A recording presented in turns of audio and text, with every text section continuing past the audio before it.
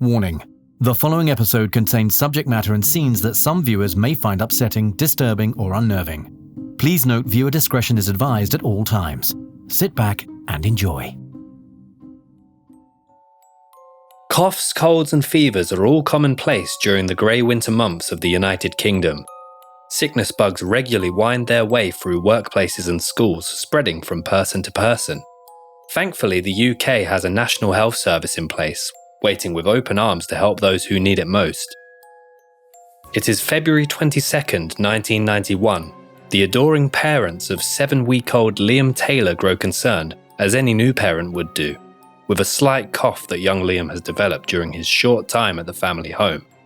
Due to the very early age of the newborn, the parents are referred to take Liam to Ward 4 of the Grantham and Kesteven Hospital, a children's ward located in the Lincolnshire region of England. Doting and attentive to young Liam, the cheerful couple park up and make their way into Ward 4. As they sign in, they are greeted with enthusiasm by a bright and brimming young nurse, who is immediately and intently focused on their young baby boy.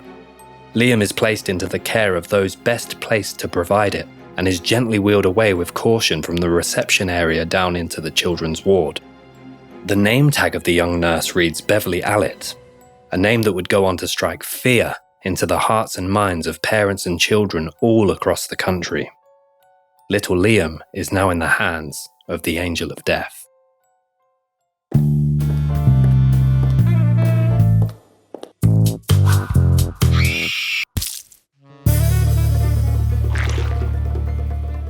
Hello and welcome back to I Can Murder a Podcast. I'm Tom and I'm joined by my good friend, Ben. So good to see you, sir. Would you go back in time? So good to see you, sir. Can I interest you in a potion? That face? Well, that's what you just did. I'm mimicking you. That seems harsh. That seems spot on. Over-exaggerated. No, it was spot on. Anyway, Ben, you were saying something early on about falling down a rabbit hole. Yeah. Can you enlighten... Back in the days. Who does that? The lobster boy. Potion makers. Potion makers. What are they? The best potion makers do this. Have you seen a bad potion maker do this? Looks very predatory. So tell me about this rabbit hole you've been going on about. So there's two sides to every story. There is. This particular story, mountain bikers, BMX bikers, whatever you want to call them, versus countryside or forest ramblers. So people that like to go on walks through forests. They do not get on. Natural-born enemies. So the landowners, the ramblers, were filling the BMX path with sticks, logs, fishing line. Fishing line? Yeah, some of them had fishing line. I don't know how he saw it, but he stopped just in time. But then some of them were actually found. Simpsons like, I want to cut this sandwich. Told that idiot to slice my sandwich. Ow! So some of them actually then find them laying the logs and laying the sticks, laying the sticks, and then a really big heated debate kind of ensues. So great watch. I had a good time, but it got to about 5 or 6 videos of the same kind of stuff, and I thought I've had enough now. Okay, so that's literally you watching BMXers argue with ramblers. So check it out, guys. If you want to, you don't have to. No, there's no obligation. So before we start, if you don't already, why not follow us on our socials, on our Instagram, on our Twitter. Daily posts on there of terrible trivia and fearful facts. Fearful facts, terrible trivia. So if you want daily content of new interesting little nuggets of information about serial killers and just strange facts, give us a follow on there. Case numero 4. Quattro. So Beverley Allitt, the Angel of Death. So the Angel of Death is a term given to when people, when they kill in the medical field, they'll kill patients and that kind of thing. There's also another phrase called the Angel of Mercy, but that is for when people think they're in pain. I'm helping them, move on, and like you're basically helping them get out of their suffering. Mm-hmm. So Angel of Death, which Allitt is, she's not mercy at all. She's killing young children. She's killing babies. Not an ounce of mercy in that woman. Do you know who I think she looks like? You're going to like this. I've got 2 of them ready. Go on. Fat Mrs. Tweedy from Chicken Run. Yep. This is the... Well, you already told me that one, so that's why there's no reaction. Yeah, but wait, he doesn't know that this is coming. So much pressure on this to be funny. Go on. Buzz from Home Alone. Yes. See that I'm on that team. Yeah. We don't need to stretch that either because they kind of... No. So yeah, we'll put a couple side by sides and let us know Let us know what you think. But yeah, I think Buzz is a very, very solid shout. Mm-hmm. She's got a look about her. That's probably the best thing you've done since doing this podcast. Some other people that were referred to as Angels of Death, Harold Shipman. Yeah, there were also numerous Nazi concentration camp angel of deaths, but the most notorious one is Joseph Mengele. Not a fun Wikipedia page to have a read through, I'll tell you that much. And there's even a professional wrestler called David Sheldon, but he didn't kill people. It's just a scary name, which I think Angel of Death is quite a good wrestling name. Any cool? What would be his finishing move? I think it's the clothesline from heaven. I thought the angel wings from above. Oh, look, that's the angel wing chicken hold. But it's a clothesline from hell, isn't it? Yeah, Bradshaw. Oh, is it? Yeah. I thought it was Kane. He's from hell. So yeah, she is definitely not the Angel of Mercy. She is the Angel of Death. That's the tricky thing when you cover medical professionals. So obviously the first one I thought of was Harold Shipman. Yeah. But he was at the other end of the spectrum. He was obviously wiping out kind of people at the end of life, older people. Yeah. Allitt, on the other hand, it's hard because it's the opposite end. So she's dealing with babies, infants, newborns, children. With children with disabilities. Yeah. It's literally skin crawling stuff. But ultimately, at both ends of that spectrum there, they never kind of seem to target kind of healthy, middle-aged young adults. Yeah, it's not because it's what falls in the vulnerable category. Mm-hmm. The kids obviously aren't going to won't know any better. Mm-hmm. And if you're an elderly person, you're vulnerable, you're by yourself, and the doctor's saying, it would be good for you to take this, you're probably more likely to... Before you take it, you see that copy of your will. Could you just H. Shipman? But also, with that, is if you have a lot of old people dying, that's, to be honest, that's expected. Mm-hmm. Well, that's probably why Shipman got away with, the number that he did. I mean, thank God, although... He did, yeah. But this isn't Shipman. Yeah, I'm sure he'll have his day. But in terms of, we usually talk about the links we have with the case. There's not a great deal of links we have. The thing I thought of was your mum worked in the medical profession. Yeah. And your brother. Yeah. Mum, brother. Yeah, mum's a midwife, so the link was there. Obviously, when you look into Allitt, my mum, again, thankfully, is the complete opposite of Allitt. So my mum's very warm, naturally, very good with children, babies, friendly. You can tell. Really friendly, yeah. I knew this was coming. I knew there was some sort of way. Hi, Mum, by the way, if you're watching. I knew he was going to try and... I literally just said your mum was friendly. There's nothing implied there. But I heard literally the dun dun dun dun dun dun dun dun dun dun while you made that face at the camera. Go on. I'm just saying, she's a friendly lady. Yeah. If you need anything. Dad's watching. Is he? Well, he wasn't that. Anyway, let's move on from your mum. So also, driving up here, obviously, I like to, when I'm trying to get into the zone for the podcast, I'll listen to some podcasts about the case to see if there's any little bits of nuggets that we haven't maybe looked into as much. Mm-hmm. And every sign, there's a lot of signs for Grantham on the way up here. Oh, yeah. Yeah, and we also... Usually that marks my halfway point. That's when I know I'm halfway home. And we also, as younger lads... One venues, like places we played as a band, was Grantham. And Long Bennington. But Long Bennington has nothing to do with Allitt, so that's why I didn't bring it up. I find the idea of a nurse somewhere where you're supposed to feel as safe as possible, especially on a children's ward. You're given something you cherish more than anything to someone you trust. And that's the thing that really unsettles me. So we're going to go straight into the crimes, and then we're going to dissect how this all happened, how Beverley grew up and turned into this absolute monster. Yeah, so I think it's probably worth pointing out, obviously, as we mentioned, the victims are babies, young infants. So obviously, not the easiest thing to talk about, but just a little precursor, I guess. So our first victim was Liam Taylor. He was a 7-week-old baby. It was February 21st, 1991. He was brought in to the hospital with a chest infection. Obviously, being 7 weeks old, his parents were very, protective and worried about him. So they wanted to bring him in, make sure he was okay. So when they brought Liam in, they were greeted by Nurse Allitt, who said he's in the best place possible. They should go home, get some rest, and she's going to look after him. Yeah, she was always very keen to leave the impression that she was, on top of her game. And she had a good reputation. She was well liked, a popular girl. With a lot of these cases, you tend to find the person they have charm, They're able to charm people. They're able to get them on side. That's all part of their ploy. So they go and get some much needed rest. They return the following morning, and this is where Allitt informs them that little Liam had some form of respiratory emergency overnight. But thankfully, as he was in the best possible hands, she was there to sort him out. Yes. And she also, for extra brownie points, said she's going to volunteer to be there for another night just to make sure Liam is, looked after. So following on from Allitt saying to the parents about Liam suffering with respiratory problems, they thought, we're going to stay in the hospital tonight just in case anything does happen. And there was a scare, but the doctors thought he was pulling through it fine and everything was looking rosy again. But then, unfortunately, he was left with Allitt and things got drastically worse. So Allitt calls for the emergency responders at this point because Liam had turned incredibly pale with kind of it's not easy for me to explain being a colourblind guy.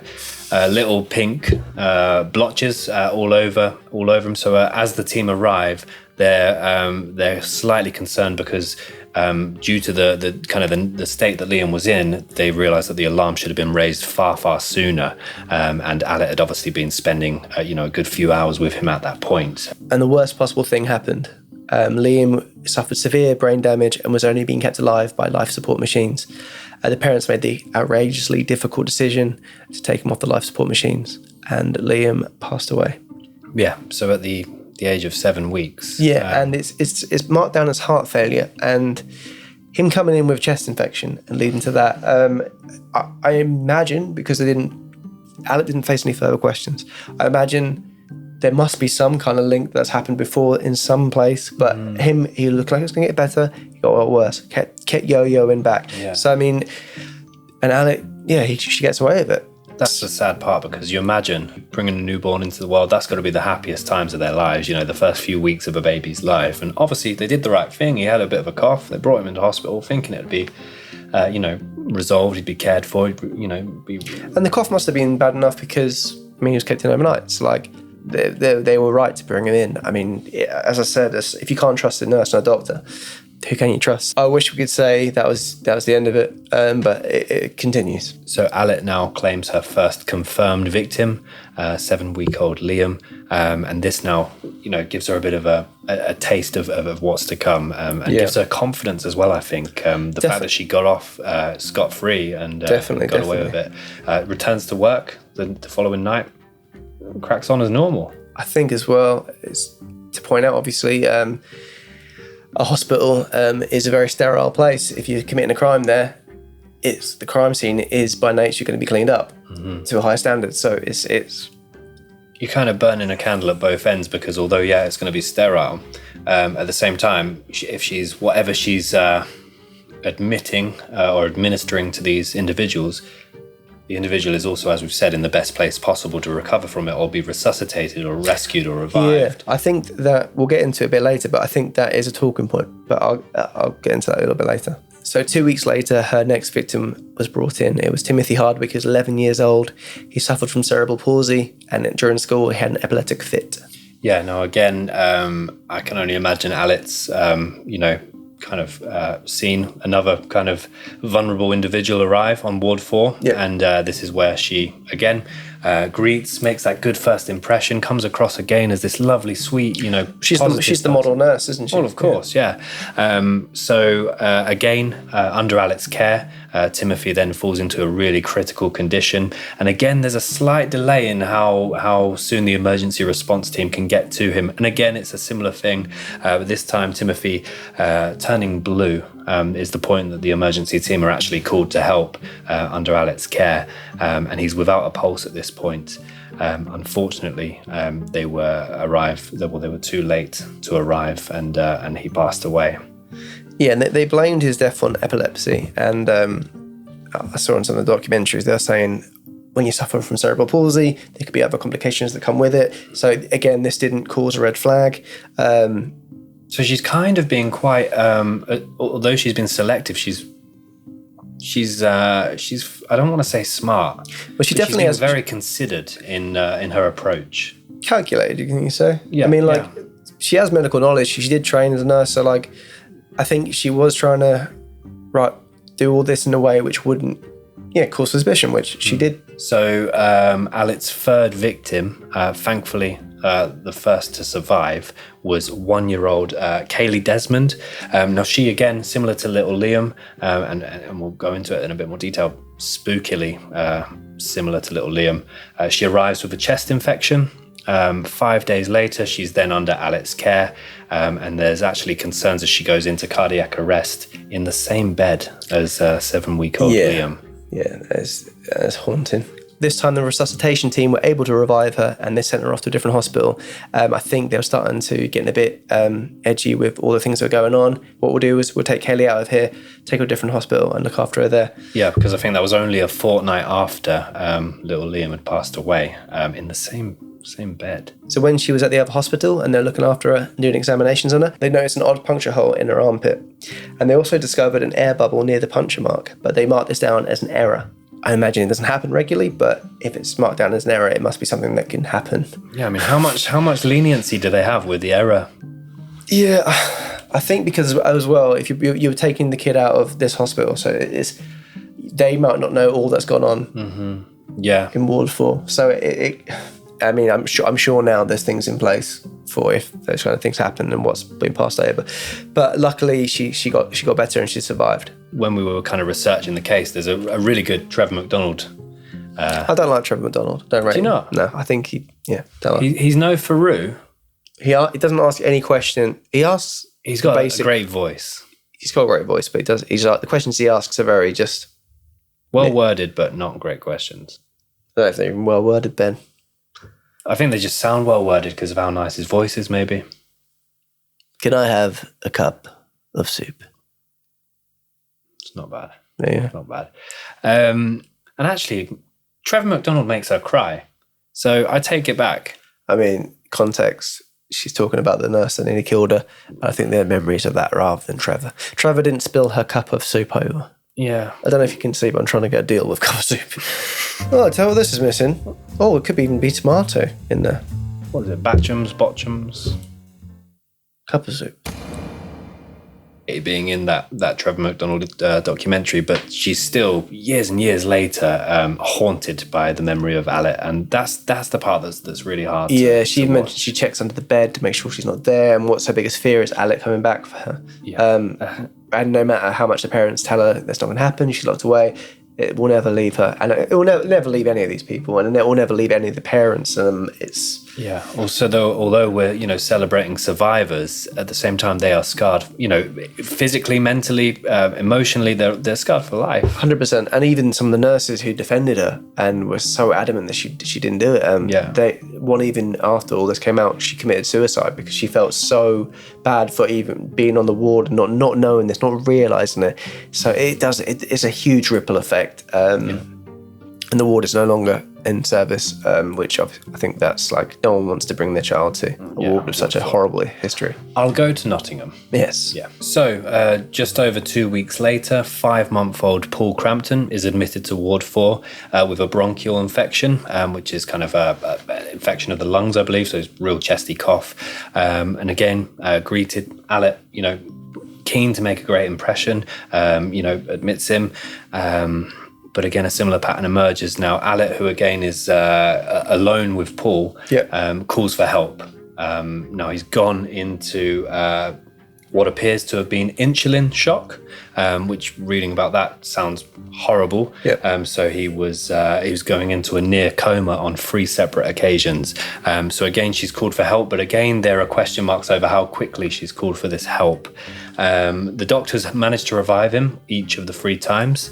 But they were unable to explain, the cause. And so there were some question marks there. Yeah, and luckily he was taken to another hospital again, and that's where, miraculously, without Allitt being there, he gets better. But Allitt did ride with him in the ambulance. When he was at the hospital, they took bloods from him, and his numbers were off the charts. Because of his insulin levels were all over the shop, and it sorted itself out, they put it down to malfunction of his pancreas, and they just said, well, he's better now, so there's nothing to worry about. And again, they probably didn't word it like that, but and then he was off, and he was good. But they did, obviously, when you take blood samples, you do keep hold of the blood samples. And I don't know what point it needs to get to for them to escalate it to the point of taking the patient to another hospital. Yeah. If that's more of an emergency. I guess a children's ward, especially if it's the kind of cases where if it's just an everyday thing, it's not going to be, especially people coming with coughs and colds, it's winter time. It's not death. Like there's no real danger of it getting progressively worse. Yeah. I imagine if it's a certain case level, you'd go straight to that hospital. Yeah. But these people were coming in. So I almost want to say thank God it got to that point so that he was removed from her watch. Yeah. It's weirdly, the more in danger they got, the more likely they would get to safety, which is a bizarre, I can't even think of a metaphor for that. Yeah, odd. 2 days later, she's getting a bit more confident here, I feel, with the timeline and kind of increasing slightly. 2-year-old Yik Hung Chan arrives. This time, slightly different diagnosis. He's actually had a fall. So he's brought into the ward. Allitt, again, quick to greet. So again, I don't know what she's seen in him that's attracted her. I think it's just a case of the age and the parents, maybe if they're showing trust and they're happy with Allitt like taking the lead, that's probably all she needs. Yeah. And again, the impression she always made was a very positive one. Reassuring, friendly, caring, polite, confident, all of those good things.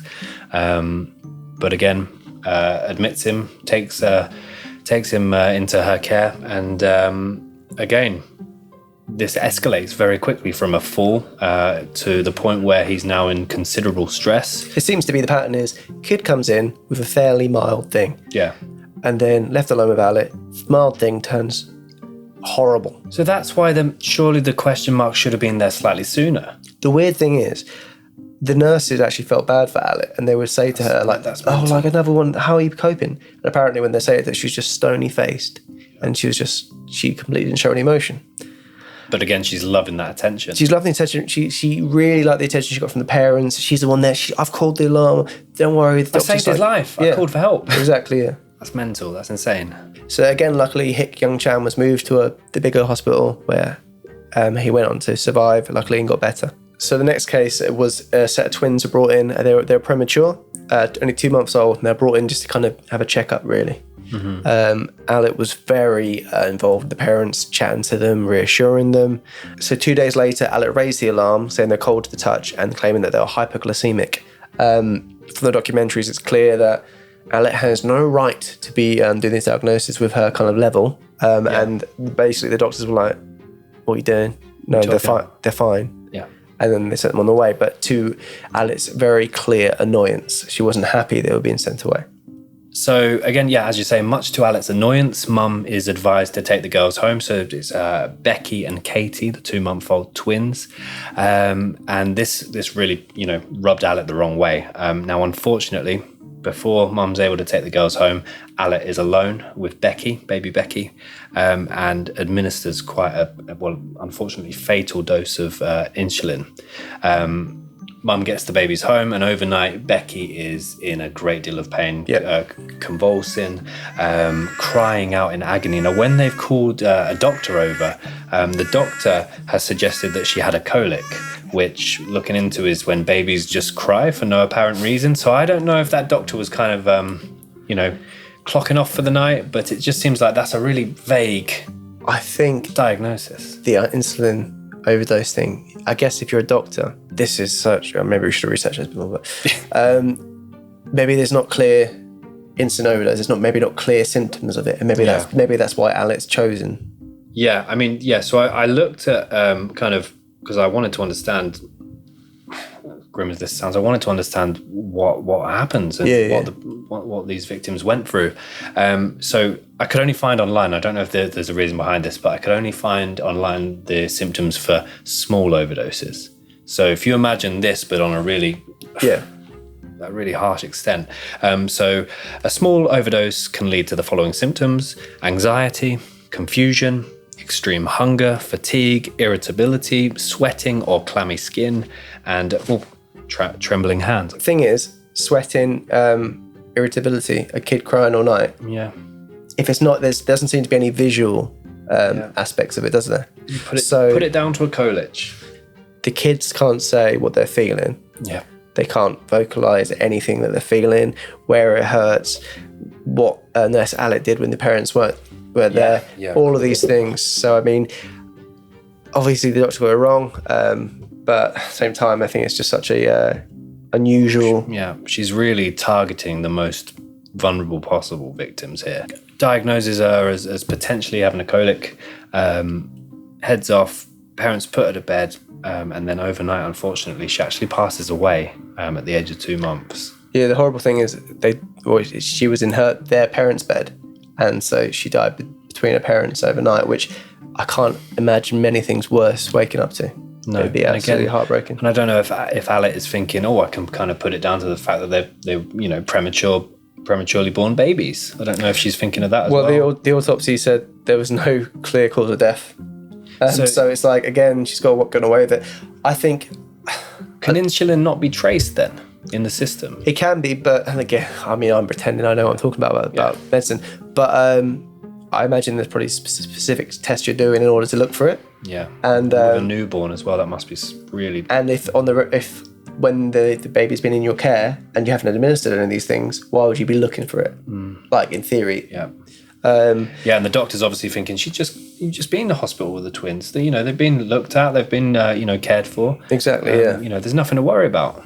And so the doctors actually put the death of Becky down to cot death, which is horrible. And obviously with Becky sleeping in the same bed as the parents, because they want to keep an eye on her, even though that would still not be the parents' fault in any way, shape or form, I can't help but feel that the guilt, you must think, especially as a new parent, you're thinking, oh, maybe did I do something wrong? You're always thinking about what you're doing. It's just absolutely horrible. Yeah. I mean, with how annoyed Allitt was with the kids going back home, I kind of think, like, did she try to administer enough so the kid went back to hospital? Or what was was the aim there? Yeah. Yeah, and cot death is not that common. It's 1 in 3,000 apparently. So again, it's somewhat of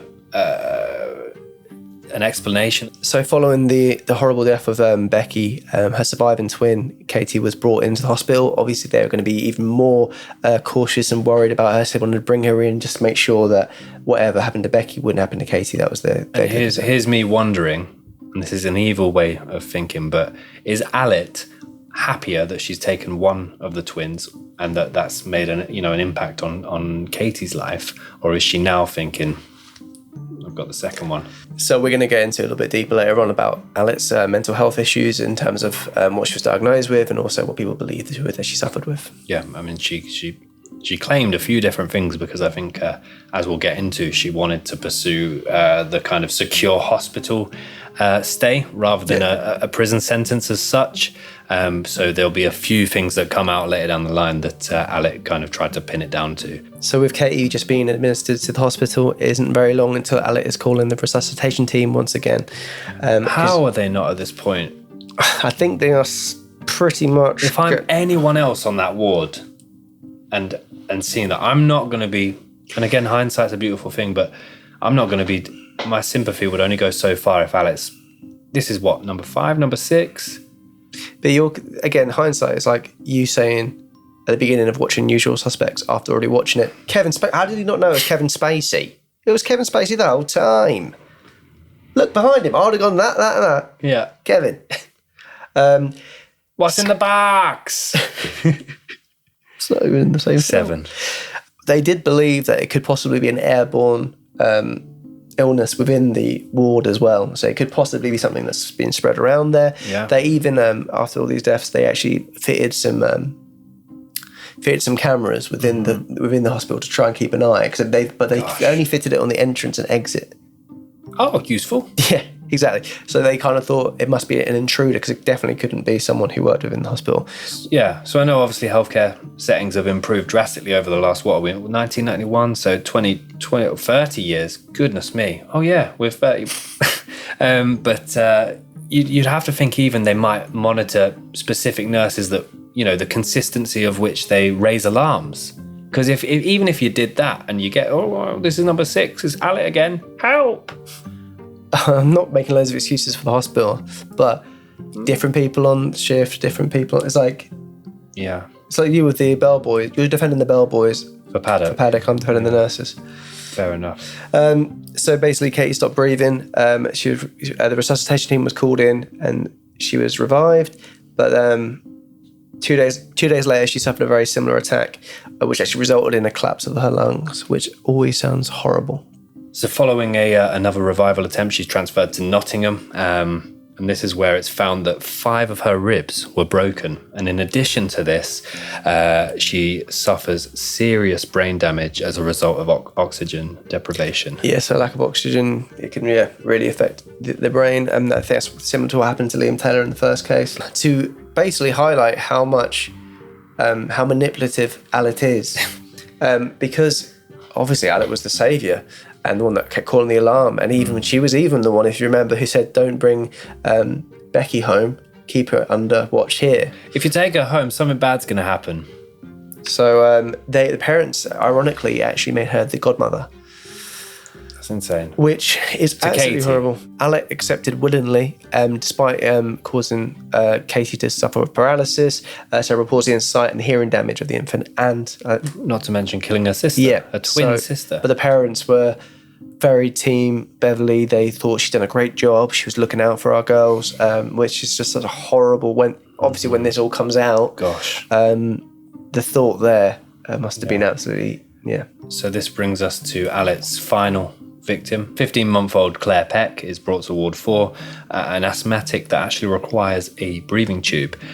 She's in Allitt's care for a matter of minutes, and she suffers a heart attack. And 15-month-old kids don't suffer heart attacks. It's just not a thing.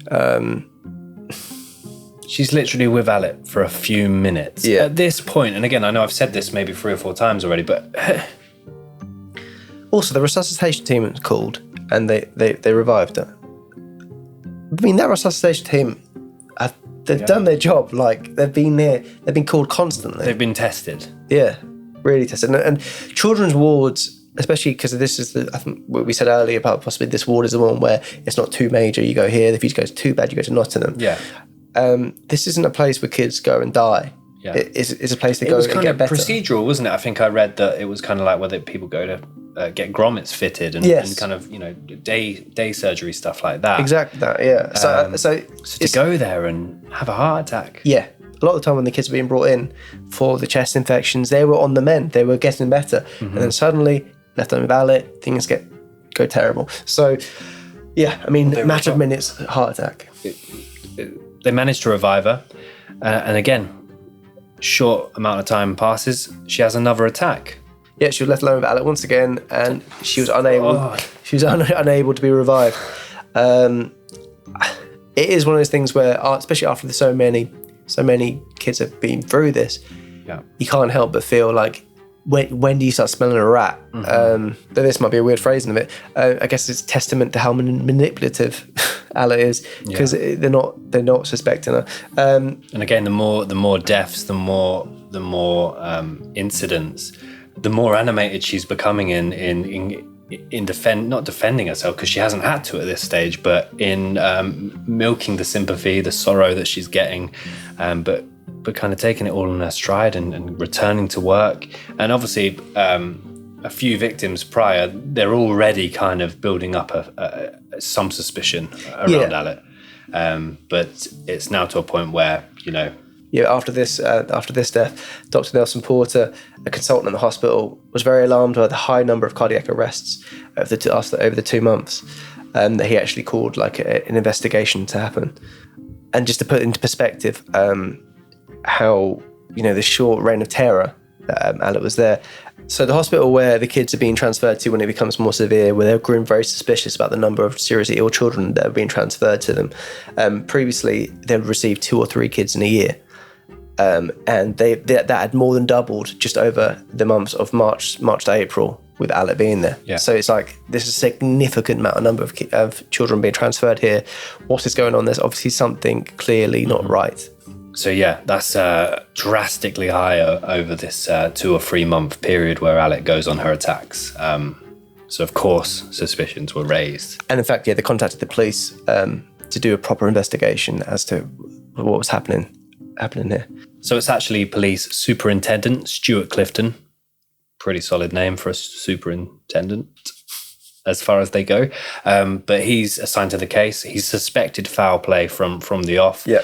Just initially, reviewing the circumstances, the victims, kind of looking for common trends there. He's noticed quite quickly that Allitt was, on shift during a lot of these, or alone in most cases with a lot of these victims. He says in one of the documentaries, his detective senses, it was something wasn't right. And he knew that, even though the doctors and everyone was saying, a lot of people were saying that it wasn't anything to do with Allitt. He put his neck on the line a little bit from he pushed on. Yeah, so he's done simple things like, review the rotors, take statements. He's also found, this was quite interesting, Allitt had reported the key missing to the insulin refrigerator. Clifton is, reviewing the circumstances, reviewing the situation, finds that the administration of insulin is, a common trend.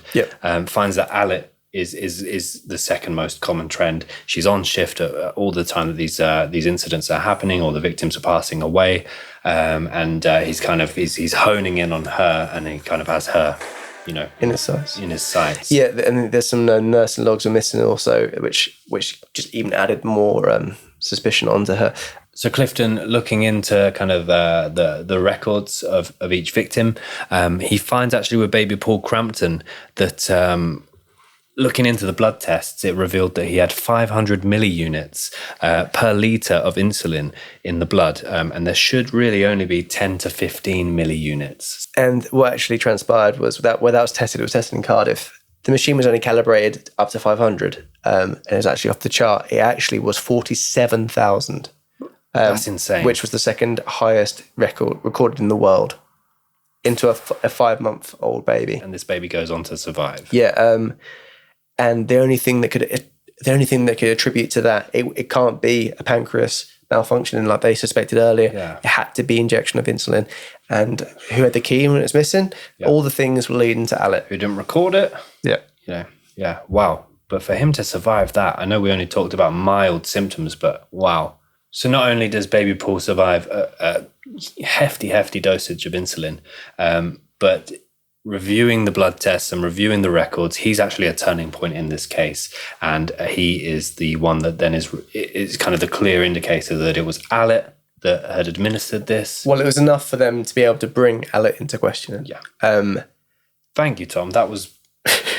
yeah, that's perfect. So they brought her in, and there's tapes. We'll play a little bit of how the interview went. Everything points at you. I know everything points at me, but what can I do to say I didn't? I told you I didn't do it, and I wouldn't dream of doing it to anybody. God, why a patient if I hated somebody that much? As you can see, she's adamant. She's not guilty.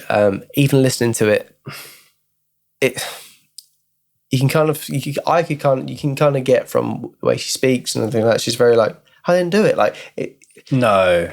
Really? Again, you're just doing the thing where you know they're guilty. No. I'm going to go off this. This is the vibe I got was that this is like you tell a kid off for stealing a sweet. I didn't do it. It wasn't me.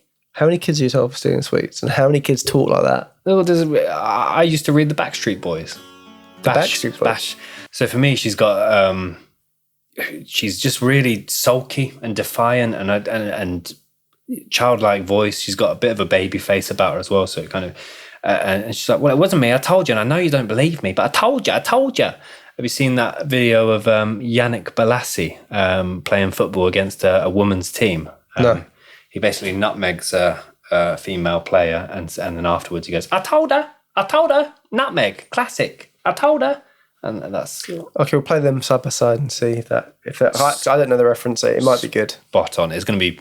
I told you I didn't do it. The police didn't have enough on her to keep her in, so she was free to go, essentially. But they did manage to convince the hospital to not take her back in. A lot of the people, the staff actually wanted her back in. They thought she was a good nurse. They thought that she'd been blamed for this, where it wasn't her fault. And the family, where she was the godmother of, they actually hired a private investigator to see why the police were pinning this all on the innocent Beverley, their hero, which once this all comes out and it's all proved that she is guilty, it must be a very hard pill to swallow. So Allitt wasn't able to go back to the hospital in Grantham, so she moved to a different city. She started working in a nursing home. She still wanted to be in a situation where she was administering care and looking after people, and it baffles my mind how she was able to getting a job, looking after people. Yeah, I think this is where we're thankful that, employment services within that sector have advanced so much, looking into the, because again, when we did the Ian Huntley case, they allowed him to work at a school without even performing a proper criminal background check. I think there are some similar issues with the recruitment of Allitt. In this care home, her behaviour seemed to spiral even further. The only seeming difference is it's not aimed towards children anymore, it's aimed towards the elderly. We said earlier on, we didn't give her the credit of being smart. We don't think she's smart, but we thought that she's calculated with a lot of her movements. And Cunning. Cunning sounds good. Dick Dastardly was cunning. Was he though? Never ended well for him. There's confirmed accounts that she'd display very odd behaviour at the nursing home. She'd hide knives under pillows, she'd knock walking sticks out of elderly patients' hands, and weirdly, she blamed it on a poltergeist, which, it's just absurd. And this wasn't the last bit of the poltergeist. Where she was staying with a landlord, she actually fed the dog some pills, and the dog actually luckily was sick the pills up. And she made a glass of Ribena for the landlord's son, who then later collapsed. She ain't stopping. No. This girl doesn't rest. I don't know whether it's a case of her knowing that she's under suspicion, maybe she's only going to be out for a certain amount of time, and she's acting fast to try and get as much.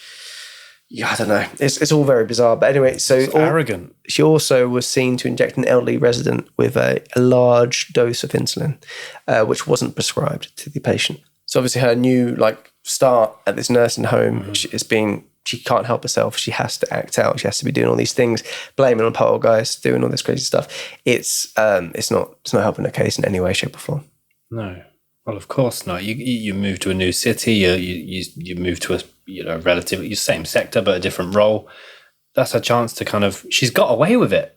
Well, she thought she got away with it. They're still getting the case on the go. Clifton was still pursuing it even after they let her go. I think people were saying to him, maybe it is what it is. They died of these causes, but he didn't. He was like a dog with a bone. He was like, I'm going to continue. Yeah, and he put his neck out there, put his reputation on the line, because if you accuse someone, a health professional. This is the first case of a nurse in the UK killing patients. Yeah. So it's quite an outlandish thing to say and accuse someone of doing. It's an absolute no-no. That's the best my mind can pop. But luckily Clifton didn't see us there, and he pursued it and he followed it up, and he did it. It did eventually lead to the arrest. There is a lot of anger from the public when she is finally, arrested and taken to court. A search of the home revealed missing parts of the nursing log and things that she claimed that she didn't have, and all this stuff, which obviously just immediately puts it on. Why is she hiding it? What's the cause here? So yes, she was taken to trial. So after a series of hearings, Allitt was charged with 4 counts of murder, 11 counts of attempted murder, and 11 counts of causing grievous bodily harm. As she awaited her trial, she rapidly lost a lot of weight. Yeah. She lost 70 pounds and developed anorexia. And you can see that. She seems to have a cocktail of mental problems already. Yeah. And I think it's just another thing that's been brought to the forefront. Because I read as well that the first night she was detained and kept in a cell overnight and due to go to court the following morning, they had to wake her up because she was sleeping so soundly. Yeah. Which is just insane. Yeah. Yeah, you thought if you're going to be essentially be found out for all these horrible things you did, when the worst possible kind of accusation or charge, pressed against you, and you're sleeping soundly. Yeah, that just underlines the kind of person she was. Mm-hmm. So eventually, when the case was up and running, it was quite simple for the prosecution to say, "Look, the common thread here is insulin, the missing key. Who was the nurse on duty at that time?" It wasn't hard to kind of put Allitt with all the cases. Yeah, they put it back to that kind of fireman syndrome. Yeah. So you're a fireman, you work for the fire service. Who's going to be the first on the scene if you started your own fire? The fire service. Very easy to make yourself look a hero. You put the fire out, you come back. Although Allitt, in most cases, it's debatable whether she was trying to look the hero or whether she was actually trying to end these lives. Yeah, with that, yeah. Well, we're going to go into when she grew up and the kind of things she was suffering at the time, because it is really hard to decipher. Was the end goal to cause death, or was the end goal to be a hero. The trial lasted nearly 2 months, and Allitt only attended 16 days of this due to a continued illness. Allitt was convicted on May 23rd, given 13 life sentences for murder and attempted murder. It was the harshest sentence ever delivered to a female. It's not going to bring anybody back, but there's some satisfaction to know, that she won't be doing that to anyone else, but also she won't, she won't be getting that kind of limelight or attention from anyone else either. Sure. So I think what we're going to do now is kind of we've set it all out for you. We're now going to kind of look into why, how, the formative years of the Angel of Death. I think one of the things we regularly do, it seems to be quite a thing for us, is we go to, how did someone get to be a killer nurse? Mm-hmm. How did this angel get her wings? That sounds nice. It does sound nice. Why do I keep arriving at nice? Where does Angel of Death get this scythe? Very good. I imagine an Angel of Death would have the scythe. Scythe? Sounds weird. Scyther. Viaduct. Sake, Ben. Beverley Gale Allitt was born on the 4th of October 1968, one of 4 children. She grew up in a village called Corby Glen, which was very close to Grantham. She seemed to have a looking back on it, fairly happy childhood. She had a loving family. There was no red flags from the parents. The dad worked in an off license. The mum was a school cleaner. Mm-hmm. But everyone would say she was a very happy, normal kid. No warning signs at all. Pretty traditional childhood there. Eerily, she does volunteer as a babysitter quite often as a teenager. She was like the person that you go to in the village for babysitting. She was very good with kids as well. Yeah, so maybe that's what led her to pursue a career in nursing. She, from an early age, was very adamant that's what she wanted to do, and working with children was what she wanted to do. And I think probably as a parent, I mean, you would have thought, that makes sense. She's very good with kids. That would be the ideal role for someone like Beverley to go and do that job. Mm-hmm. So this wouldn't be a red flag as such, because it's odd, but you wouldn't associate it with this could lead to this. Yeah. The fact that she would often wear casts and bandages for things and never show people what it was or say what it was she had, but she would often like the attention she gained from people by having these illnesses or these injuries. So as with age, these kind of casts and plasters she put on, they'd become worse and worse. She'd be wasting a lot of the doctor's time and going to hospitals claiming she needed things. She even had a perfectly healthy appendix removed, which is just... That's a way to go. Absurd. And then she didn't heal for a long time because she kept picking at the stitching, which just makes your skin shudder. Allitt goes on to pursue that career that everybody suggests she would do so well at, and start her nursing training. Now, at one of the nursing homes she is training at, she's actually found to have smeared feces over the walls of a particular resident's room. Yeah, so when I read this bit, I was surely straight away, that's a dismissal from work. That's if you did that in any line of work. Yes, yeah. I used to work at All Saints. I mean, if I was smearing crap all over the wall, not talking about the clothes, then I'd be fired. Yeah. In a nursing home, in a place of care, in a place of which cleanliness is a thing, you would have thought that would be a brown flag, I'm going to say. Ooh. And you'd be booted out. Yeah. Though I think this is from the eye line of hindsight, where they probably thought, oh, she used to work here, and when all that weird stuff happened. Yeah. I think it probably is that. Yeah, so maybe at the time she's blaming it on a resident. Yeah, I mean, yeah, they also found human poop in the fridges. Human poop? Yep, human poop. In the fridges? Yeah, and she wasn't caught brown-handed, so there you go. She'd have long stretches of absences during that time, which is a common thread throughout her whole career. Yeah, yeah. So despite these red or brown flag, maybe it's a hybrid, she would go on to land a temp contract at desperately understaffed Grantham Kesteven Hospital, and obviously this would where she would go on to work in Ward 4. Yeah, so basically they were so understaffed that she wanted to work in number 2. That's quite good. I had it ready, but the gap was too big. It was a job role she wanted, but she actually only had trained in adult medicine. So she wasn't actually properly equipped for this job role. But because they were so understaffed and she was so convincing, again, very manipulative, she was able to convince them that she'd be able to pick things up while she worked and learn this stuff on the job. So obviously them allowing Allitt to work there, there's no way they would know that it would end in such tragedy. I'd love to know the guy that made the decision, no, you can't work with adults. Why is it a guy? I'd love to know the individual that... Why isn't it an individual? Why isn't it a committee? I'd love to know the committee. I'd love to know the committee that decided, all right, you're not quite qualified to work with adults, but yeah, have a go with the kids. As we mentioned earlier on in her life, she was often injuring herself, feigning injury. This is an illness called Munchausen syndrome, where essentially you do something to gain attention from others. So she had Munchausen syndrome, but she also had Munchausen syndrome by proxy. So Munchausen syndrome by proxy, rather than injuring yourself, you're injuring other people. There's been lots of cases before where it tends to be the mother of a child would often harm the kid or think that the kid has an illness and would bring them to doctors, always saying, oh no, my child's sick. Some of the theories behind this is when Allitt was younger, getting attention from harming herself, but when she realised that she could get just as much attention, if not more, by harming other people. Going back to the Munchausen syndrome by proxy, we're going to go into her love life now, and actually we'll get to a section there where it explains one of the first times she maybe experienced the attention she would receive from someone else having, or her being involved in someone else being ill. Yeah, absolutely. And gaining the attention from that. Growing up, Beverley didn't seem too interested in boys unless she was... Unless she was beating them, it's getting worse. Unless she was beating them at a good old-fashioned game of pool.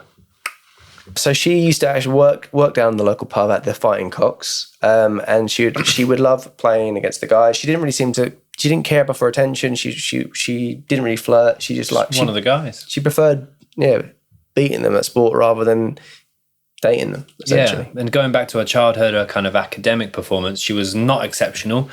She wasn't viewed as kind of a striking or attractive individual. She just kind of blended in. So when she was 18, she had a game of pool with Stephen Briggs, and she beat him at pool, and she also won his heart. And they became an item fairly quickly. He was very besotted by her. She didn't really seem to, like we said, she wasn't out there looking for any kind of attention in that way, but he seemed very keen on her, and it seemed to be, well, from the outside, a very happy relationship. However, the relationship did turn abusive, physically, mentally, emotionally, but interestingly, more so on Bev's part. So Stephen was 6 foot, he's a construction worker. Big lad, from what we've heard. So he's quite a burly bloke, and you don't associate, a lot of times when you think domestic abuse, you don't really think it's going to be the woman hurting the man. You just tend to not think that.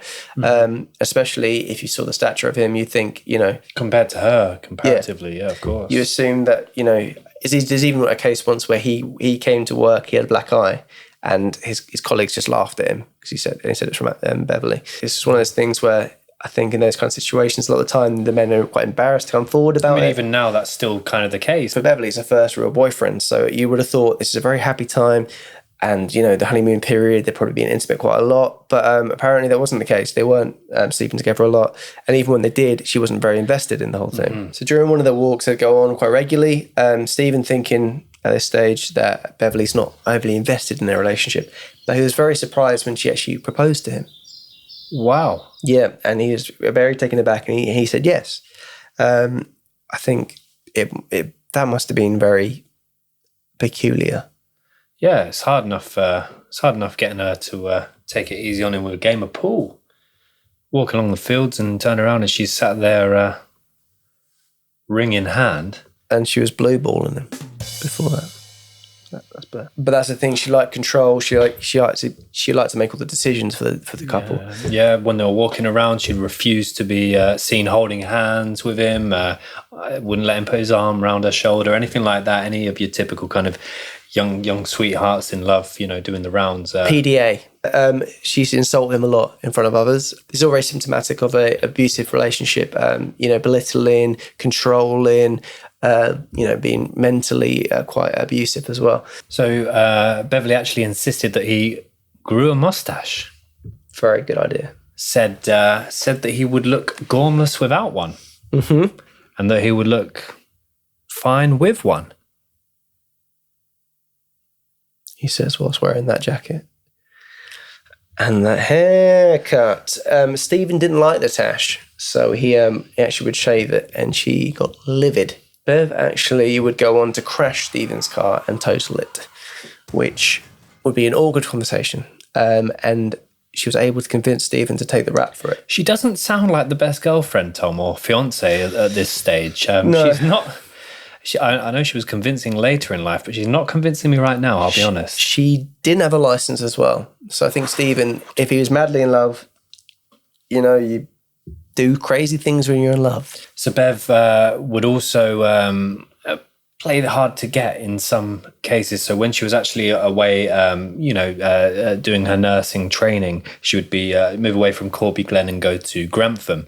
And while away for long periods of time, Stephen, obviously, bless him, didn't like being away from them. So he would provide her with money to call him. However, Bev, when she was on campus and in the hospitals, never call him. The thing with that was they're engaged. It's only 16 miles away from Corby Glen to Grantham, so she didn't need to go live on site. She could commute. It's not overly far. He would give her he'd give her money to call him, but she wouldn't ever give him her phone number when she was in the hospital things. So he wasn't able to contact her. He would always be living waiting for the fact she was going to ring him. She wouldn't ring him. He'd be waiting by the phone every night. You said hard to get. I think it's more control in him.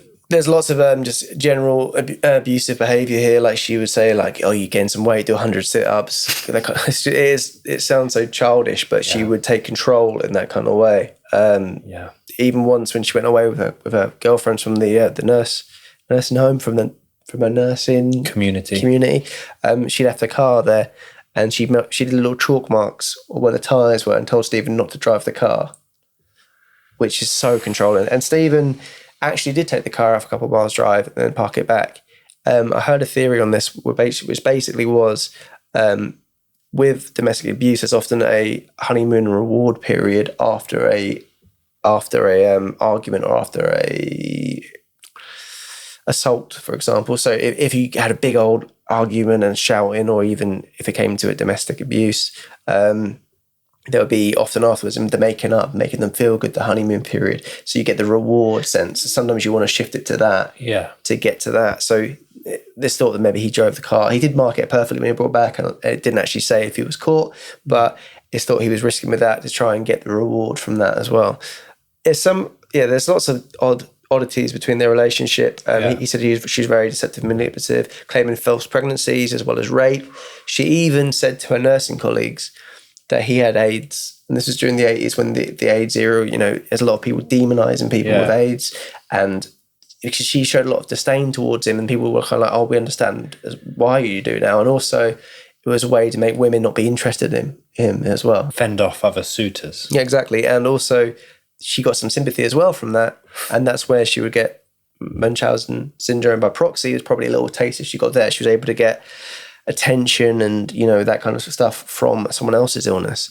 So one quite concerning thing she said to Stephen was she at one stage when she was training was in a nursing home, and she insinuated that sometimes they would help the old folks move on, and they would administer some drugs to help them move on to the hereafter, which Stephen obviously didn't like the sound of. Obviously that sounds very, and he was nothing was ever proven from that, but it sounded like Beverley perhaps then could have done something which led to a whole person's death. We haven't got any proof of that, but why would she say it? And but again, maybe she's looking for a bit of attention from him. If that's not the kind of attention, that wouldn't be going under the normal pattern of I'm hurt, give me attention. It's more like disgust. All right, so we are looking at the aftermath of Allitt. So on the 5th of June 1993, the Home Secretary gave a direction under Section 27 of the Mental Health Act, which basically meant that Allitt would be moved from HMP Holloway to Rampton Secure Hospital. And I think this was a move that obviously brought Allitt back into the hospital setting, but it was also a favourable move for her. She didn't want to be imprisoned.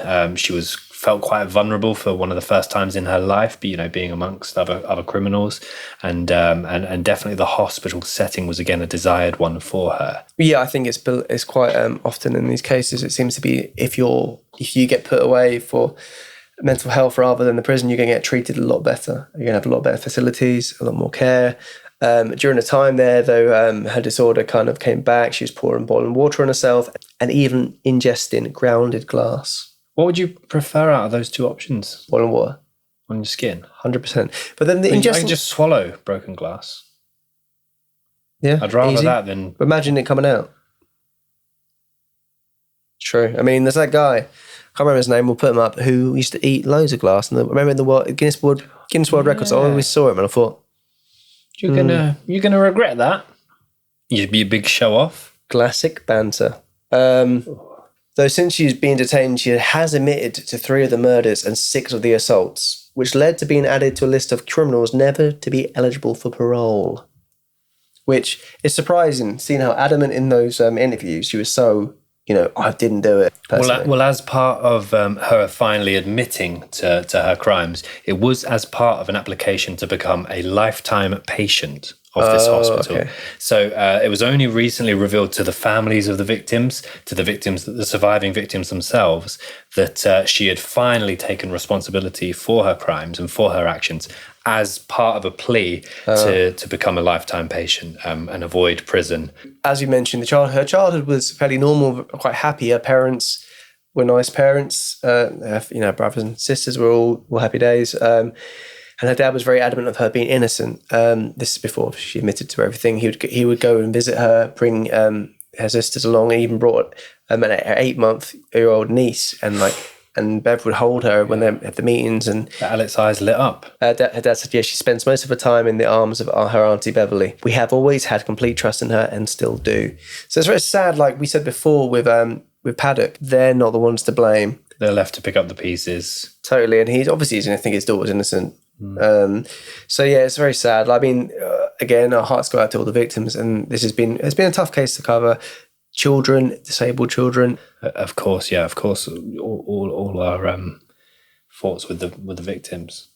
To make a slightly lighter ending, there was a TV show, Angel of Death, in 2005, where she was played by Janine from EastEnders, and also Black Sabbath actually wrote a song about her, or inspired by her.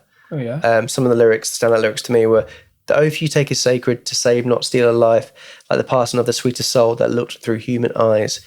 It's the hand that rocks the cradle, it's the hand that steals the life." So there's a line that really stuck out to me watching the documentaries, listening to lots of podcasts, and the research was, nurses don't become murderers, but some murderers do become nurses, which I think is, it's the whole trust thing. If people started not trusting nurses and doctors, it just... the whole, NHS, everything, which wouldn't work. Mm-hmm. So this is just a very, very rare, very, very sad case. So that's it for case number 4, Beverley Allitt, the Angel of Death. So don't forget, we have exclusive content up on our Patreon page over there. And please feel free to check us out on our socials, Instagram and Twitter. They're fun places to be. There's a nice, warm, fuzzy feeling every time I go there. Yeah, every day there'll be murderous facts and fearful things and trivia and all that stuff. So get involved, give us a like, and we'll have a little chat with you on there. And if you like the episode, give us a comment, give us a like. If you're listening on audio devices, hey listeners, why not give us a review, a 5-star review and a comment? It really helps us out. It spreads the word.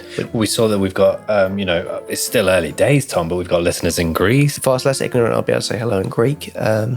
But I'm ignorant. So everyone around the world that's tuning in and popping us in their ears right now, we appreciate that. And it's nice to be with you today. Thank you for listening, of course. Thank you for watching, guys that are watching. And we can't wait to see you next week for another episode of I Could Murder a Podcast. See you later. See you guys.